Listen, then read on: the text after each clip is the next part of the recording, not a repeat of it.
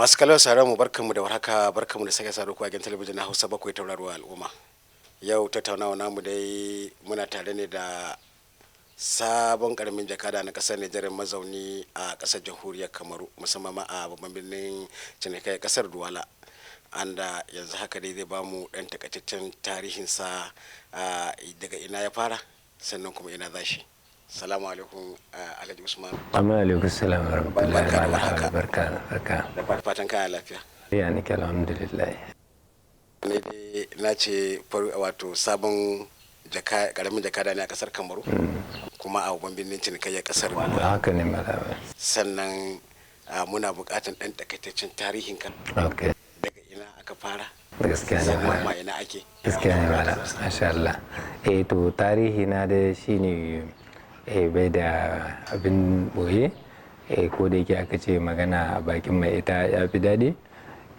Na tashi a 1996 a garin mai barewa aka haife ni.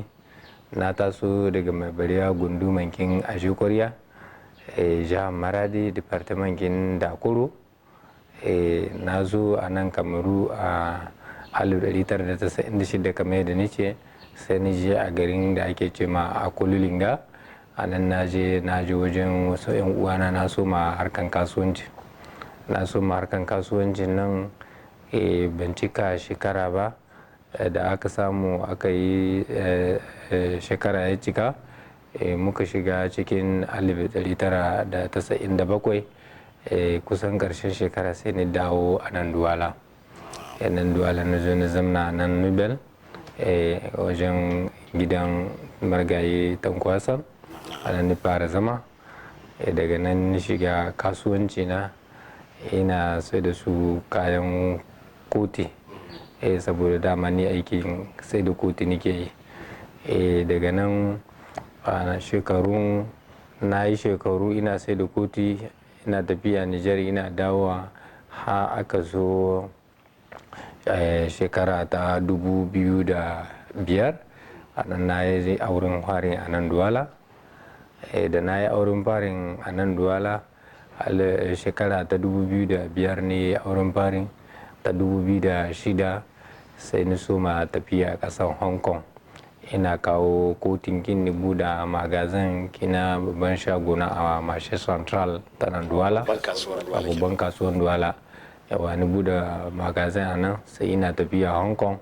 Ina kawo su kotikin da su short, kayan maza dai, kayan matasa. Haka ina kawowa. Daga nan sai layin China ya buɗe, kuma sai ina tafiya China, ina kawowa shi ma. Daga China din kuma sai ina tafiya Dubai, kuma lokaci su ma ina kawowa. To daga nan me ya raba ni da wannan, kuma sai ni shiga harkan transit, sai ni buɗe kamfani na wanda ake cima kaya a cikin babban tashar jirgin ruwa na Duwala. Masha Allah, tashar jirgin ruwan Duwala. A shekara 2006 ne na soma wannan aiki. Na hidda kaya a tashar jirgin ruwan Duwala. Yau shekara 13 ina wannan harkar ta hidda kayan ruwa a baki a tashar jirgin ruwan Duwala. Habbisi yanzu nan ma, hajiyan nan ma mun ba mu bari ba, har yanzu ma da muke da wannan matsayi mun ci gaba da aika yaranmu da yake ina da kamfanin da ake ce ma Asnosal. Wato wannan kamfanin kai? Wannan kamfani na ne, wanda yake yana da rijista ta gwamnati. A duk wata muna gaya ma gwamnati aikin da muka yi musu, su kuma su ba mu takarda abinda daidai su cire muna lanhon da daidai mu biya. Wato kana biyan haraji na wanda ya cancanta kai wata. Haraji ko wani wata muna biyan shi, baske duk wata sai mun gaya ma gwamnati, mutanen haraji mun zo mun gaya musu cewa a watan nan aiki kaza muka yi, ga abin da ya shiga. Yawwa sai su gaya mana cewa to wannan ne shiga kaza ne dama nasu, za mu biya musu duk wata. Insha Allah. Ashe gwamnati na karuwa da Alhaji Usman Namau? A sosai ma, saboda ina kawo madara daga kasar Malaysia, wadda ake sani da madarar da ake ce ma Delisia. Delisia kamar su Alhaji Idrisa na Karfin Munkam, kamar su Yusufa da yake a mashin Bofi, kamar su Alhaji Yakubu Mr. Jamari, mutanen da nake ma libire Wanda kake harka da su saboda suna sayar kai musu tsaye. an container. Kamar Alhaji Risa shi bai dauka kamar su katon sai su container yake dauka, kamar Yusufa shi ma na bofin nan shi ma container yake dauka. To muna kawo madara daga ita Malaysian King, kuma muna kawo taliya. Taliya kayayyakin abinci. Ita ma taliya muna kawo daga kasan Turki da sunan wannan kamfanin din. Kowane lokaci muna kawowa sosai. Yanzu haka muna da kayan da suke wasu na baki ruwa wasu na matse. Insha Allah. To madalla, wato kun samu takaitaccen tarihin Alhaji Usmanu na Mawo, wanda yake yana daga cikin karamin jakada. Yanzu dai harkokin sun karkata kenan ga taimakawa 'yan Nijar mazauna a birnin Duwala. Alhaji Usmanu na Mawo, yau gashi ka zama karamin jakada a birnin Duwala, wanda kake kula da matsayi na cewar kana kula da mutanen Nijar wanda suke nan anan.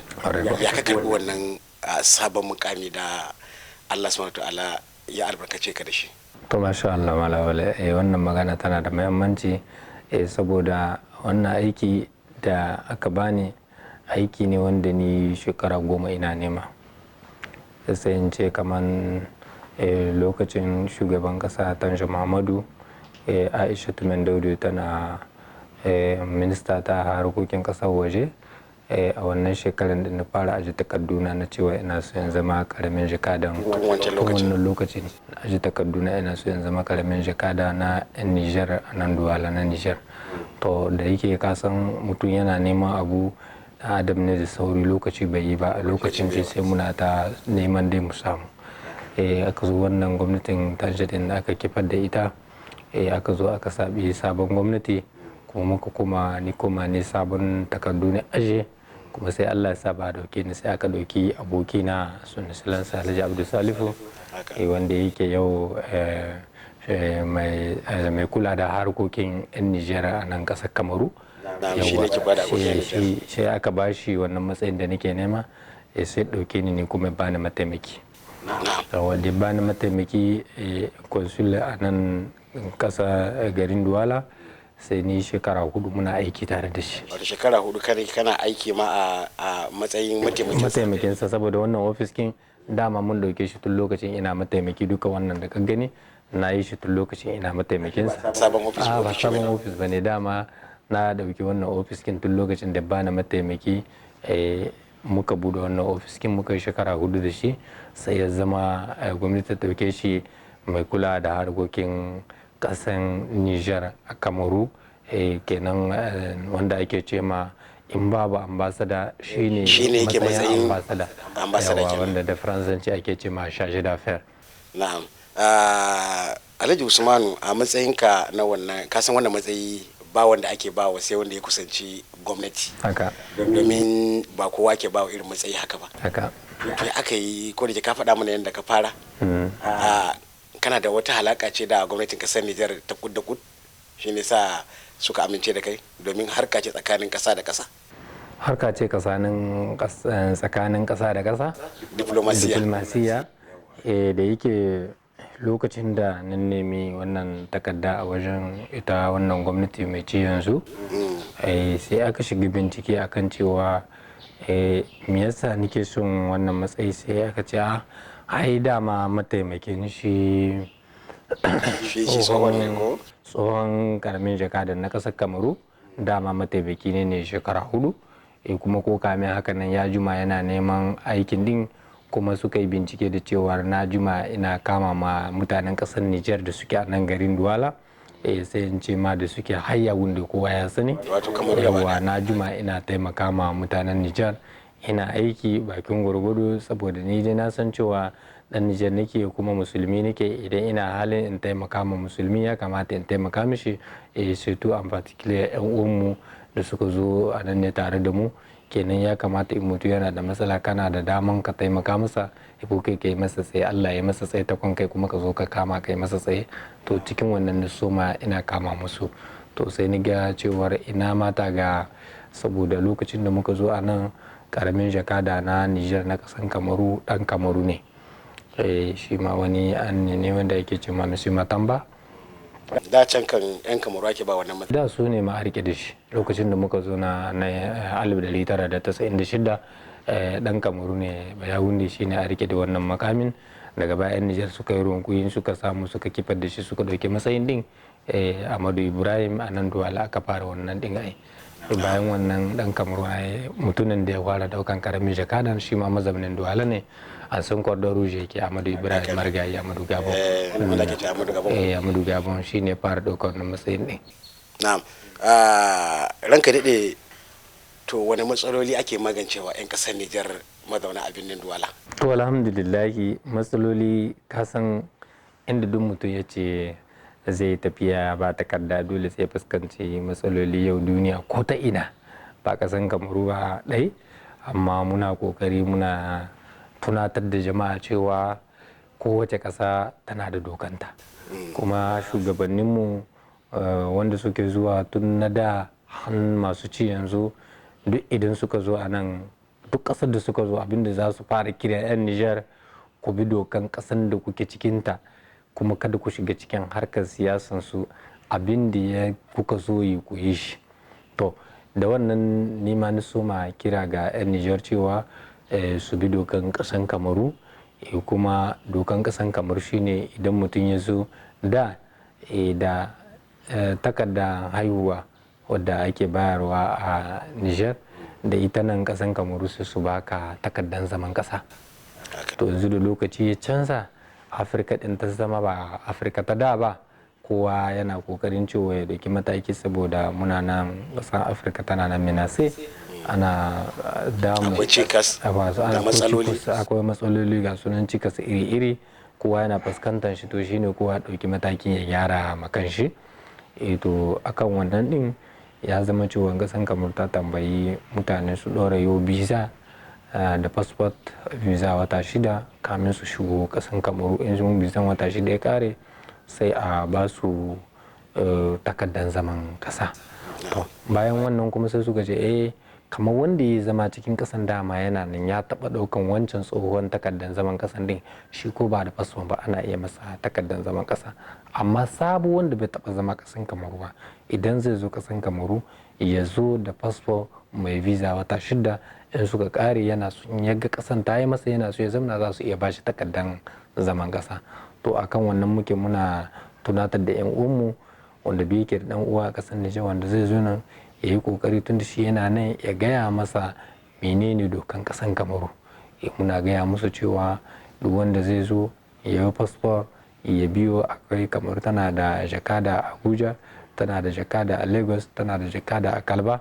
Yawa to kenan idan ya bi hanya ya bi tsari dai, in ya bi tsari zai iso nan ba tare da matsala ba. Kuma kasan Kamaru ta ba mutanen Nijar daman cewa duk wanda yake nan cikin kasa yana da takardar zaman kasa, yana da inci, sun ba shi dama inci in yana son ya gayyaci wani mutum ya zo ya gansu, ya gaya musu cewa ina so in gayyaci dan uwa na wani zai zo ya zamana da ni a nan.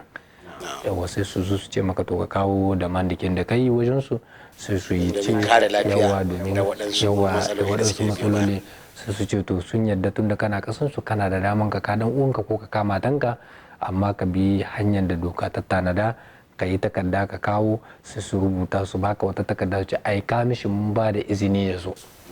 To wannan takardar din kuma ba wani abu ake tambaya ba, free ake yin ta. Wato ana yin ta ba tare da ka biya ko sisi, ba sai ka biya ko sisi ake maka ita ba.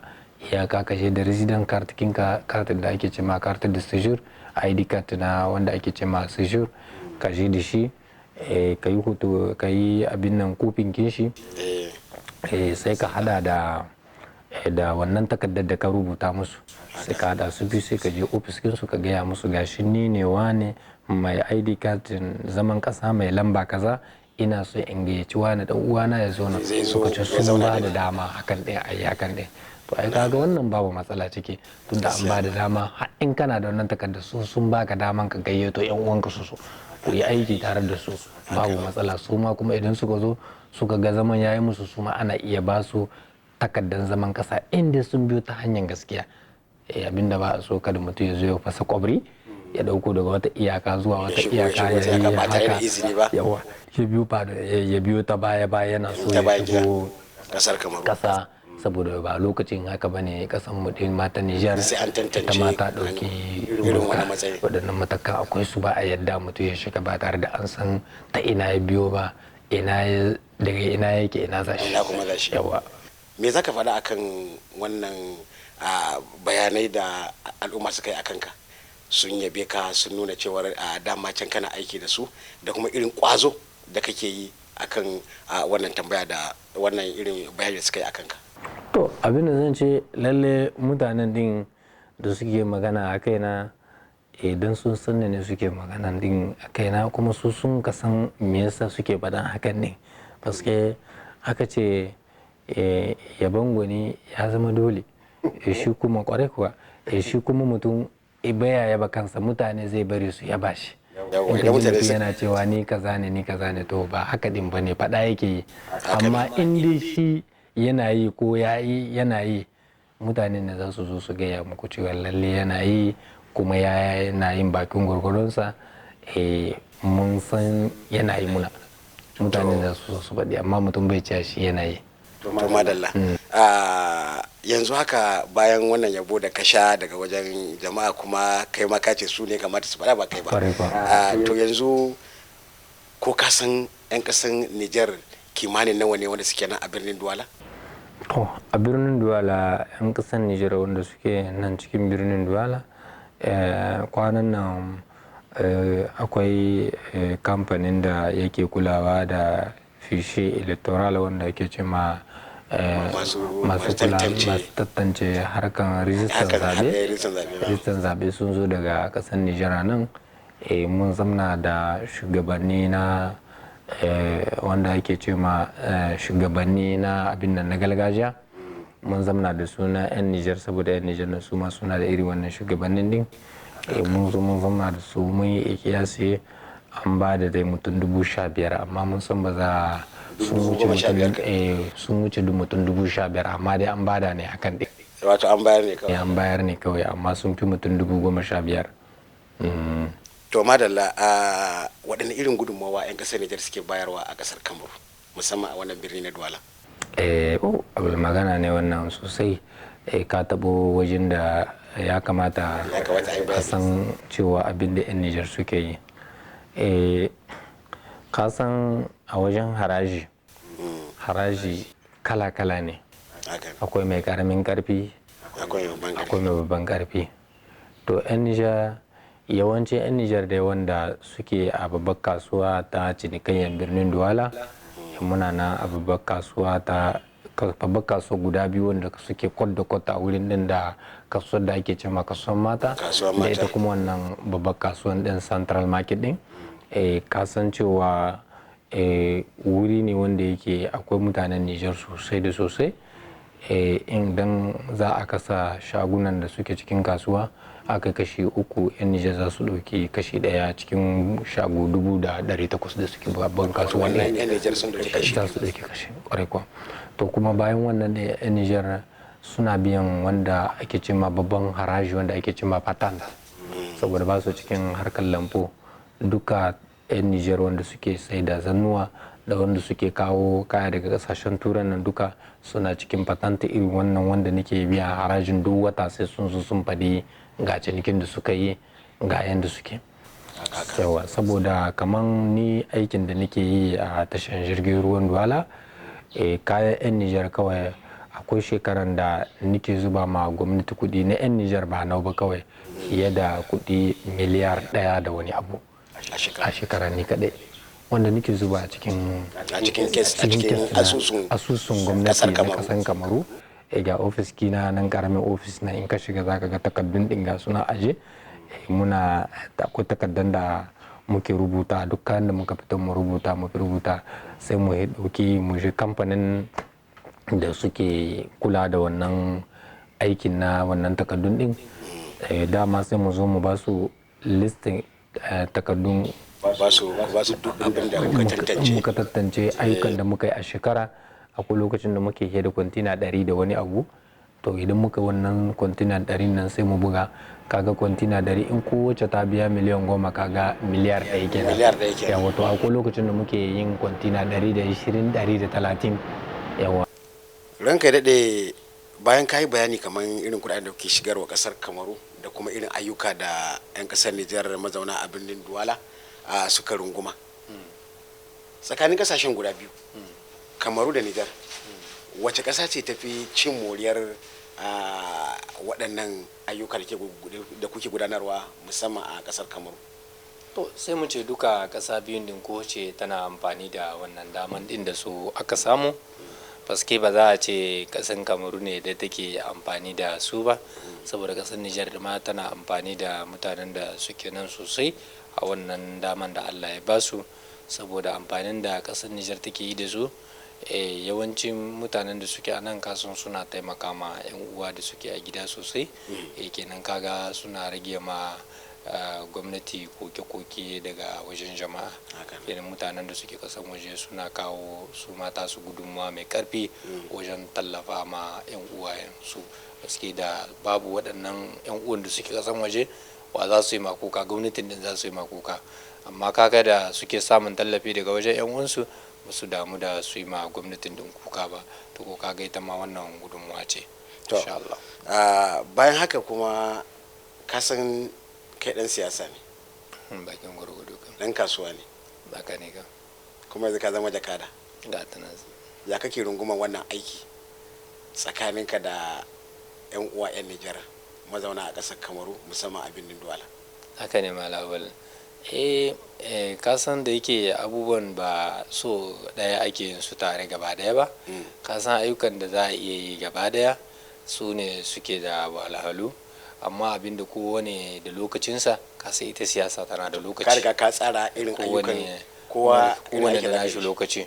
a ja mun san kasuwancin mu, ni yanzu kasuwanci na ina harkan kwantina, idan ni kawo kaya ina sabkiya magazin kita tana nan kusan masallacin Malam Yakubu, waɗansu suna ɗauka kwantina daga port in ta taso magazin ki Yusufa za ta tafi ko za ta je magazin kyan Alhaji Idrisa, kenan kaga harkan kwantinar nake yi wajen kasuwanci na, kuma yanzu ka san kasuwanci daga muna yi shi a yanar gizo, za mu aika takarda cewa ga abubuwan da muke so wajen su ma za su aiko mana cewa mun dauki wannan din za mu iya, kuma farashi kaza ne, kun yadda mu ma aika musu mun yadda ku buga, lokaci ya yi su aiko mana su ce mun karasar da aikin ku, za mu tadda kayan ku, ce to bali muna jira ku aika mana kuɗi mu je mu zuba musu kuɗin su ma daidai ka'idan da muka yi da su ba mu takardar hidda kaya a nan tasha jirgin ruwan duwala. to kaga kenan wannan shi kasuwancin mai sauki ne wanda wani an riga an dasa komai, an dasa bakin gwargwaro, muna neman addu'a Allah ya kama muna, saboda kasuwanci ne ba mai wuya ba, tunda akwai masu sayarwa, muna da mutanen da ake ce masu super grossist da faransanci, wannan su muke ba kaya su sai da makana na yan kasuwa. Akwai manya yan kasuwa da suke zuwa sari, su kuma suna sayarwa na kasa ko kasuwa yawa, saboda kamar yanzu in ka zo da ka ce kana son katan 50 ko katan 100 sai in ce ma ka je wajen Yusufa Ambubi ko ka je wajen Alhaji Idrisa ka je ka dauki 100 can ko 50, ni ba na sai da 100 ko 50, saboda su ne suke sayan dubu, kun tsara yawa su suna sayan dubu, kai ba za ka sayar da waɗannan yan kasuwa ba, su ne za su yi harkar da su, za su sai da musu. to kaga wannan kasuwancin nawa da izinin Allah ba mai wuya ne ba. To ka san kai ne kuma shugaban jam'iyyar Muhammadu Yusuf Amici a kasar Nijar. To ya kake gudanar da ayyukan, ka san da kamar wuya aka ce gurguwa da aure nesa ko? Ga ka shugaban jam'iyyar PNDS tarayya ko? Wanda kun sake zaben sabon wanda zai maye gurbin shi shugaban Muhammadu Yusuf. Haka ne kam. Wani irin alaka kake da shi da manyan 'yan siyasan kasar Nijar da kuma a waɗanda kake shugabanta a nan birnin Duwala? To alhamdulillahi alan kasan shi al'amarin mulki a duk lokacin da aka ce an baka wannan gunduman ɗin ka kula da ita, to kai ne za ka ɗauki matakin cewa ka kula da su, da ka ɗauki matakin da za ka san cewa za ka samu mafita, kuma ka yi aiki a kan dokar da an ka baka aiki, ba sai ka san aiki idan lokacin da aka baka aiki za a baka cewa ga abin da za ka iya ka yi daga wuri kaza ba za ka gusa ba, ka tsaya a nan ne daidai matsayinka ya tsaya. To in kana kulawa da wannan din babu matsaloli ciki. su kuma maya namu waɗanda mayan makarraban jam'iyya da makarraban gwamnati na ƙasar Nijar, maya wadda muke tare da su bakin gwargwado su ne mayan muna musu biyayya, muna biye da su kuma 100%. Kowa ya san aikin da an ka bashi, kuma muna wannan aiki bakin gwargwado. Ba su da wani cikakkayin wani abin da kaga wani babba ya kira ka ce yana son kai masa kaza ko dole sai ka yi kaza, su ba ruwan su da wannan. Sun dai baka aiki, bukatan su kada su ji mutane suna kuka da kai, marmakin ka gyara ma 'yan ƙasa, ka gyara sai ka manta da wannan, ka ɗauki cewa a kai ka gyara ma kanka, an ka ce o'o ba ka gyara ma kanka, an ka ce ba ka gyara ma ƙasa, ka yi aikin ƙasa, saboda aikin ƙasa zaɓe ne, kai ka zaɓa ma kanka ka ce kana son ka yi aikin ƙasa, aka ce za ka iya, ka ce za ka iya, aka baka amana a hannunka. Kenan abin da ya rage su sun zura maka ido su gani cewa aski magana nan da ka zo ka gaya musu cewa za ka iya, gaskiya ne ka iya, ko kuma dai faɗa ne kai ga baki baka iya ba ka ce ka iya. To shi wannan shine suke zura ido a kanmu, kuma muna fatan cewa Allah ba mu ikon cika alƙawarin da muka ɗauka tsakaninmu da su. Ka san da 'yan Nijar ba sa kaɗa ƙuri'arsu a ƙasar Kamaru, musamman a yayin da ake gudanar da zaɓuɓɓuka a ƙasar Nijar. Amma sai mu ga daga baya bayan a lokacin da kuka shiga abin kai da kafa, sai kuma yanzu ƙasar Nijar ta amince da 'yan Nijar mazauna ƙasashen ƙetare musamman a ƙasar Kamaru su dinga kaɗa ƙuri'ansu, suna zaɓen shugaban da suke so. Wannan yana daga cikin ayyuka da kuka gudanar? Kwarai kuwa yana daga cikin jattakun na shugaba mai ci yanzu, president Alhaji Muhammadu Isu. Jattakun kuma na shi fatin kinmu da yake dama fati ne na masu ilimi. Kasa duk lokacin da mai ilimi ya tsara abu to yana biya ne, in ya kare da wannan ya dauki wannan, in ya kare da wannan ya dauki wannan. A tun wajen yakin zabe na shi mai girma son excellence Alhaji Muhammadu Isu, president de la République du Niger, tun lokacin yakin zaben shi ce in ya ci zabe zai sa 'yan ƙasar waje su ma su je ƙuri'ansu a ƙasar waje su zaɓi wanda suke so. A tun lokacin nan ya ce zai yi wannan, kuma Allah ba shi dama ya ci zaben din, kuma ya cika alkawali. Kuma bayan waɗancan shugabanni da suka shuɗe ko? Da bayan waɗancan shugabanni da suka shuɗe ba su yi wannan aikin ba, ba su yi ba. Amma shi ya ba da dama, kaga a ƙasan waje duka 'yan Nijar, ƙasan duniya duk inda ɗan Nijar yake ana ba shi damar ya zaɓi wanda yake so. Kuma muna da 'yan majalisa na ƙasashen waje da ja, kaga a ƙasar Benin muna da ɗan majalisa na PNDS tarayya, a Ghana muna da ɗan majalisa na PNDS tarayya, a ƙasar Cote d'Ivoire muna da ɗan majalisa na PNDS tarayya. PNDS tarayya ta lashe kujeru da yawa na ƙasashen waje, na ƙasashen ketare na ƙanƙashin majalisa. To insha Allah kuma ga wannan karo kuma an ƙara gyara abin din, an faɗaɗa shi, an ƙara ba mutane dama cewa demokrasi shi gurin mai girma son excellence president de la République Alhaji Muhammadu Isu, gurinsa cewa kaji abin da yake fadin cewa ya bar 'yan Nijar da take nan hannu da hannu, hannu cikin hannu, dan Nijar da dan Nijar. Kaga gurin shi in zai tafi kada ya bar Nijar cikin wani rudani ko ta wani matsala, kuma Allah ya biya masa bukatocinsa. Kaga kowane lokaci yana tafiya na umara domin Allah ya biya masa bukatocinsa, duk alkawalin da ya dauka ma jama'a ya cika su, kuma ka gani ga yana ta cika su. Ranka daɗe, zan so ka ja hankalin 'yan Nijar mazauna a ƙasar Kamaru, wani irin zamantakewa ya cancanta su yi na cuɗani, na wato cuɗe ka, ko kuma zaman yau da gobe, irin zaman da ake yi na girma da arziki a ƙasar Kamaru. To a ƙasar Kamaru sai in ce lalle maganan da zan yi musu mutanen Nijar wanda suke a ƙasar Kamaru, surtout en particular mutanen da suke nan ƙasar garin Douala, birnin Douala, ba sabo ba ne, tsoho ne, kuma sun san shi cewa kamar yadda shugabanni manya-manya suke gai cewa mutum ya zamana da kowa lafiya. shine an ban su tuwayen mutum wanda yake na kirki shine wanda zai zamna da kowa lafiya. Makwabci ka bashi haƙƙin makwabtaka, musulmi ka bashi haƙƙin musulunci, wanda ba musulmi ba ka bashi haƙƙin sa na cewa shi ba musulmi bane amma yana da haƙƙi a kanka, kowa yana da haƙƙi a kan wani. To ranka daɗe, ka san shugaban ƙasar Nijar Alhaji Muhammadu Yusuf ya yi kira ga 'yan Nijar mazauna ƙasashen ƙetare da su yi ƙoƙari suna kafa waɗansu abubuwa musamman a cikin ƙasarsu ga don gobe. Me za ka faɗa kan wannan? To lalle kamar wannan magana ce mai muhimmanci, inda duk mutum ya zo nema ya san cewa kada ya manta daga inda ya fito. Kuma na farko, in za ka yi gida a Kamaru, sai ka fara yin gida a Nijar, saboda ka zama ɗan ƙasa biyu. Ga ƙasanka ta fayi da kai, ƙasan da ya fara zamanka ya karbe ka, amma za ka yi gida a ƙasanku, cewa kuma nan ka yi gidan zama saboda maganin. To ba tunanin wannan, insha Allah. A shirin ko ta kwana shi ne za ka iya zuwa ka je ka huta da iyalanka kafin kuma ka sake dawowa gobe, ko da karyan arzikin din ma wata rana, saboda shi kasuwa ka san yau yana tafiya da kyau, gobe kuma baya tafiya da kyau.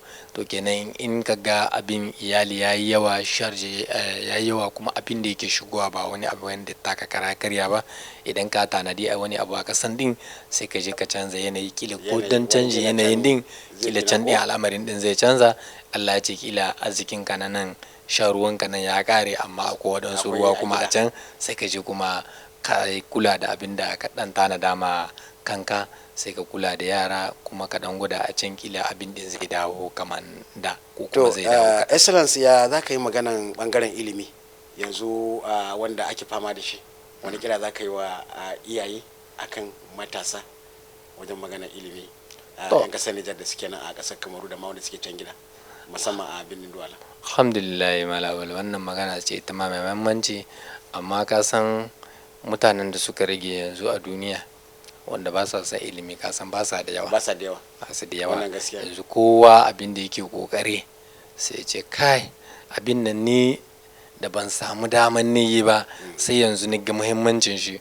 To ni tun da ɗana bai yi ba, tun da ni ban yi ba, ba zan yadda ɗana bai yi shi ba, ko kan ɗauki mataki ɗana ya shi. To haka 'yan Nijar yau nan da yawa, 'yan kasuwan nan da yawa, duk abin da mutum yake yi, na farko abin da zai fara ya kai dan shi makaranta ta gwamnati, wadda ake cewa makaranta nasariya, ka kai shi ya koyi karatu zamani, baske in ya dawo kuma da yamma ya je ya koyi karatu addininsa.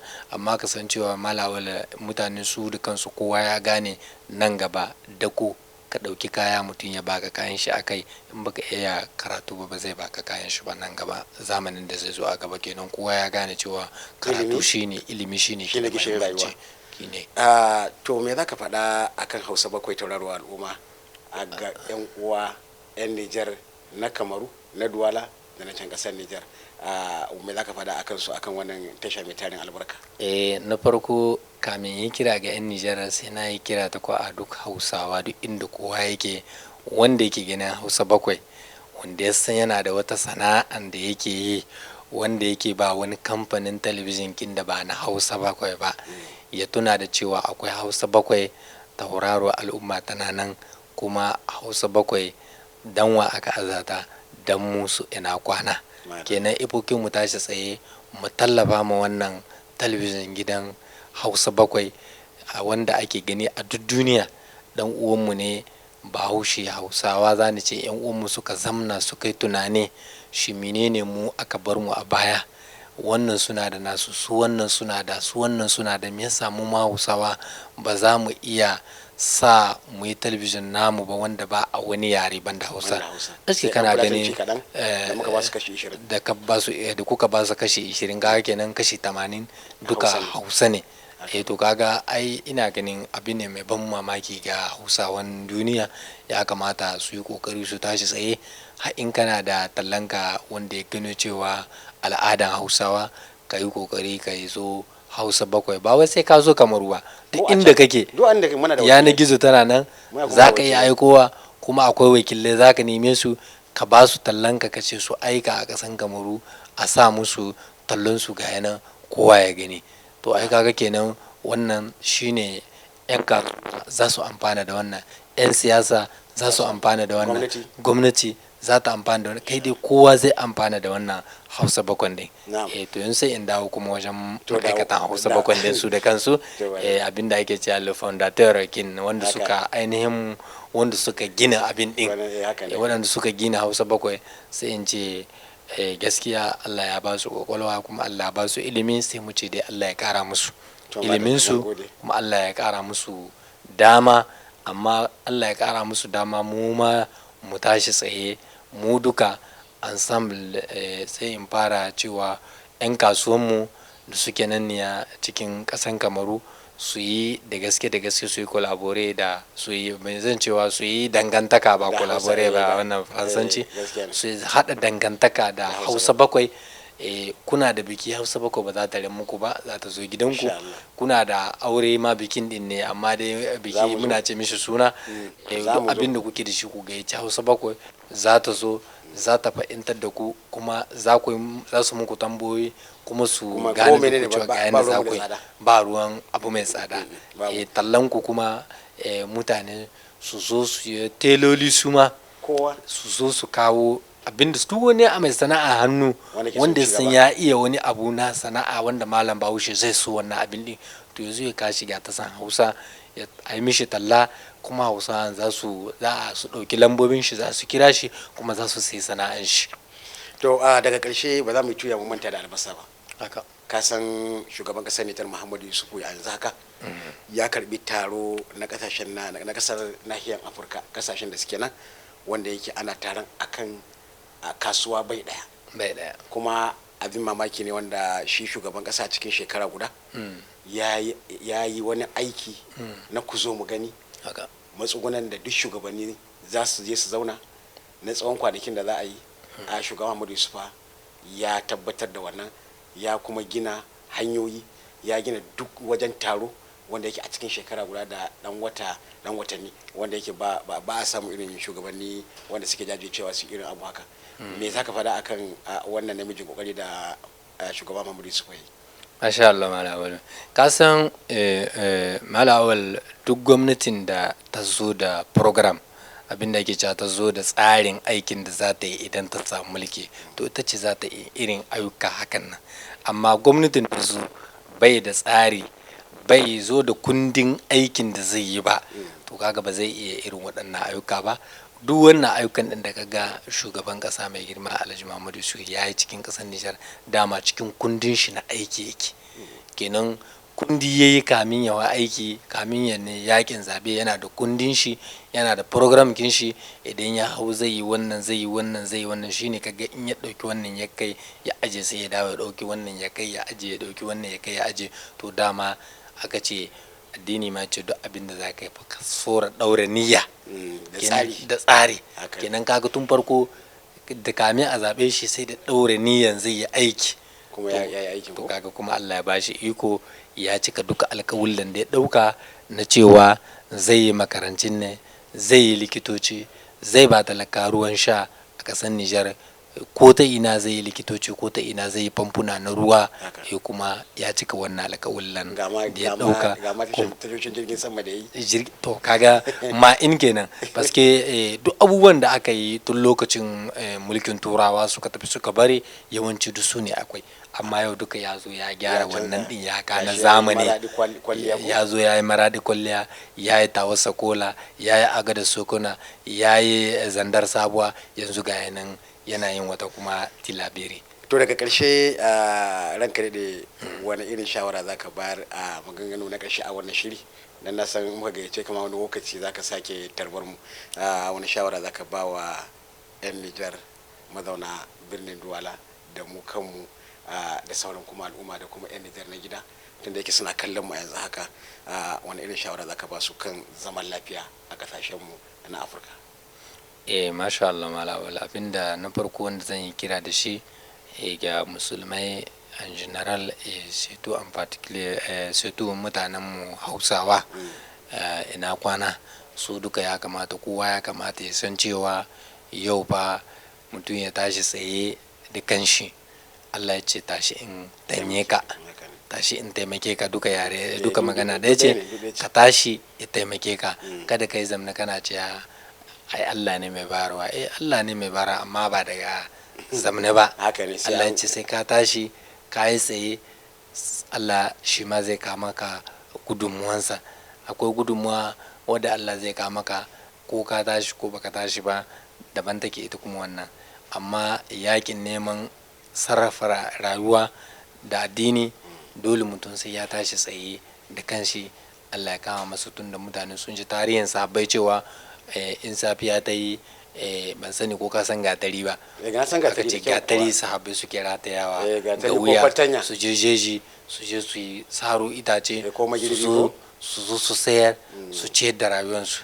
Aga kuma in akwai wanda ya yarda da Allah, wanda san cewa Allah ne mai yi, babu kamar sahabban manzo sallallahu alaihi wasallam, wanda suka je suka tara gaban su a fuda su da wuka domin Allah. A gani kuma sun tashi tsaye sun yi aiki. To kenan Hausawa mu tashi tsaye mu yi aiki, kada mu yarda mu koma baya, saboda duk wannan ayyukan da ake yi yau in ka ɗauka aikin malam Bahaushe ne ake yi. A gani duka ayyukan da Hausa ake yi ne yau na an kwace ma Hausa, ba an kwace da ƙarfi ba, sun bari an ɗauka. Kenan ya kamata mu tashi tsaye mu yi aiki, kuma mu cire hasada a rayuwarmu, mu cire wani kishi wanda ba na alheri ba, mu cire shi a rayuwarmu. Mu yi kokari mu tanya yan uwanmu murna idan suka samu alheri, idan suka samu kuma wani kuma bayan alheri mu tanya su zaman bakin cikin cewa, mu tanya su cewa ba sun samu wannan bayan alheri, sai a taimaka musu da addu'a ko yawa, kuma ce Allah ubangiji yaye mawa ne, Allah ubangiji kai dai kai ma dan uwanka addu'a na alheri. To shine in muka yi hakan nan za mu samu mafita.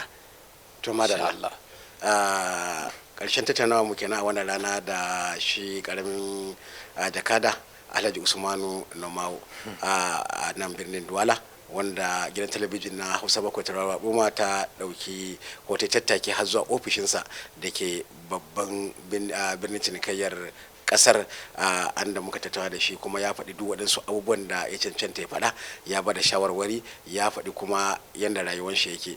Wannan matashi ne wanda yake a gaskiya an da mutane suke zaton shi, to ba haka yake ba, musamman ta bangaren walwala da kuma yadda yake karɓar mutane, har ma da yadda yake kokari na ganin cewar al'umma sun ci gaba, musamman na Kamaru da kuma can kasar jamhuriyar Nijar da masauran kasashen gabaki daya.